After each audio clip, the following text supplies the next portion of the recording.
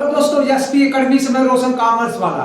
दोस्तों इस समय सॉल्वेंसी रेशियो का मतलब कि जब रेशियो आपका बैलेंस शीट का निकाला जाता हो तब हम लोग उसे सॉल्वेंसी रेशियो की श्रेणी में बोलते हैं। तो बैलेंस शीट का रेशियो हम लोगों का स्टार्ट होने वाला है क्वेश्चन नंबर 32 और 32 में दिया है डेब्ट इक्विटी रेशियो यानी ऋण समता अनुपात। डेब्ट इक्विटी रेशियो, डेब्ट का मतलब होता है लोन कर्ज और इक्विटी का मतलब होता है शेयर होल्डर फंड से। तो दोस्तों यहाँ पर डेब्ट इक्विटी रेशियो बराबर डेब्ट अपॉन शेयर होल्डर फंड। डेब्ट इक्विटी रेशियो बराबर डेब्ट अपॉन शेयर होल्डर फंड। मित्र मैं आप लोगों को एक चीज और बता दूं, इस सबसे बड़ी चीजें ये जाननी है मुझे कि डेब्ट में क्या क्या आता है, शेयर होल्डर फंड में क्या क्या आता है। तो मैं यहाँ पर दोस्तों बता दें डेब्ट बराबर डिवेंचर, लॉन्ग टर्म लोन या कोई बैंक लोन, ये हमारे डेब्ट आते हैं। कर्ज है, डेब्ट का मतलब कर्ज, जो हमारा कर्ज दिया है यहाँ पर डिवेंचर हो सकता है, लॉन्ग टर्म लोन हो सकता है, बैंक लोन हो सकता है, अन्य कोई एडवांस लोन हो सकता है, लोन हो सकता है। और उसके बाद दोस्तों share holder fund. Share holder fund में share capital, preference share, reserve और सरप्लस, यानी शेयर होल्डर फंड हम लोग जो बैलेंस शीट में पढ़ रखा है उसमें आपका आएगा equity share, preference share, reserve and surplus. एक बात और बता दूं दोस्तों, अगर आप लोगों को ये टॉपिक ना समझ में आ रहा हो तो आप थोड़ा सा बैक चले जाइएगा बैलेंस शीट में, जो मैंने पढ़ाकर पोस्ट पे डाला हुआ है।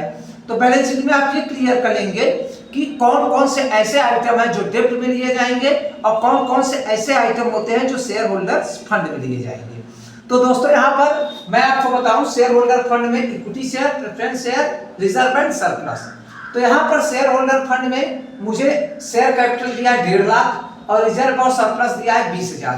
तो कहने का तात्पर्य है दोस्तों 1,50,000 प्लस 20,000 1,70,000 हमारा शेयर होल्डर फंड हो गया।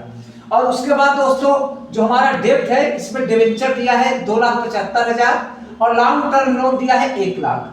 तो डेब्ट दिया है आपका टोटल 3,75,000। तो मुझे दोनों चीजें मिल गई, एक तो मुझे डेब्ट भी मिल गया 3,75,000 और एक मुझे अवेलेबल हो गया शेयर होल्डर फंड 1,70,000। अब जो हमारा फार्मूला होता है दोस्तों वो होता है डेब्ट इक्विटी रेशियो बराबर डेब्ट अपॉन शेयर होल्डर फंड। डेब्ट इक्विटी रेशियो बराबर डेब्ट हमारा दिया है 3,75,000 बटे शेयर होल्डर फंड दिया है 1,70,000। तो आया 2.2:1, यानी ये जाएगा 1 टाइम और ये आएगा 2.2 टाइम। तो कहने का मतलब है कि डेब्ट इक्विटी रेशियो जो हमारा है यहाँ पर वो है 2.2:1 का। और दोस्तों मैं आपको ये भी बता दूं कि हर एक क्वेश्चन में नियम अलग अलग हो सकते हैं। रिजर्व और सरप्लस यहाँ इकट्ठा दिया है, यहाँ पर जनरल रिजर्व दे सकता है, आपको प्रॉफिट एंड लॉस दे सकता है। तो ये सब सारे पार्ट हमारे बैलेंस शीट के रिजर्व और सरप्लस में होते हैं। तो आप लोग एक बात और ध्यान रखिएगा कि कोई भी क्वेश्चंस को सॉल्व करते समय कौन कौन से आइटम रिजर्व में आते हैं, कौन कौन से आइटम आपके डेब्ट में आते हैं, ये आपको थोड़ा चेतन्य रहना पड़ेगा ताकि क्वेश्चन ऐड करते समय टोटल अमाउंट गलत ना हो।